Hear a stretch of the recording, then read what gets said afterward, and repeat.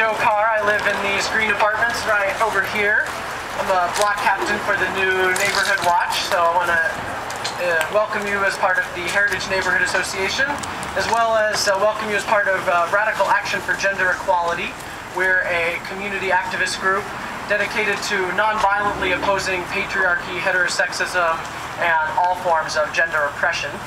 I'm going to say a few words, and then we're going to process out this way around into the street, and then over to King Street and up and snake through, ending at the Q Resource Center, a queer resource center at 34th and West, where people will then be invited to share any thoughts or feelings that they have. If at any point anybody feels triggered by anything said tonight, we have safe people that are trained and ready to support you with any extreme emotional response. You'll know them by their white armbands like this one, if you want to raise your hands. Another one over there. Different genders, so let us know if you need to talk. We also have candles available and some literature on neighborhood safety. People are interested in that. Right over there. On New Year's Eve, late at night, a man attacked a woman on King Street, just a block from here, right across from my apartment complex. She was able to fight him off and get away. She told reporters that the police told her they would look around, but would, quote, probably not find him.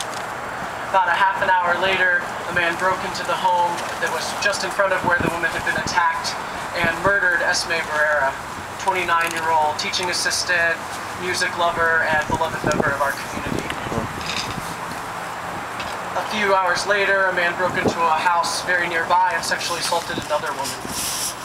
Our community has been shocked and horrified by these attacks.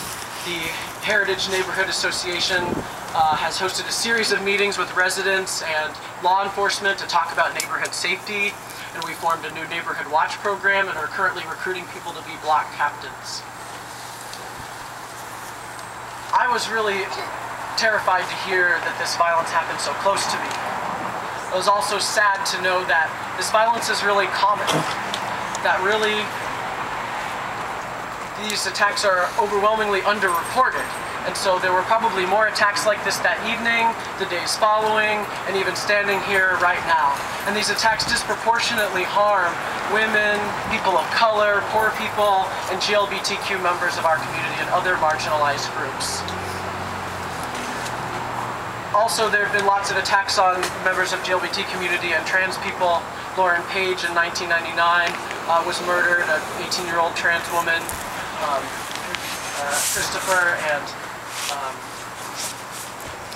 sorry, I've forgotten the two names of the men who were attacked in 2010, and we're honoring them tonight as well. I'm really tired of hearing people blame victims for violence against them, as if what a person is wearing, or where they are, or what their sexuality is, somehow makes it okay for people to attack them. The responsibility for any violence rests squarely on the person who chooses to commit that violence and on a society that encourages and excuses this violence. So we are here tonight to say that this violence and domination is not natural, that it is not acceptable, that we can change our culture, that we can come together to build a world based on equality, justice, and accountability. So we're here tonight to honor Esme and Lauren and Christopher and all victims and survivors of violence, and to say that we will join together to keep each other safe, not simply by calling the police, but by coming together to build a community of love and support and solidarity.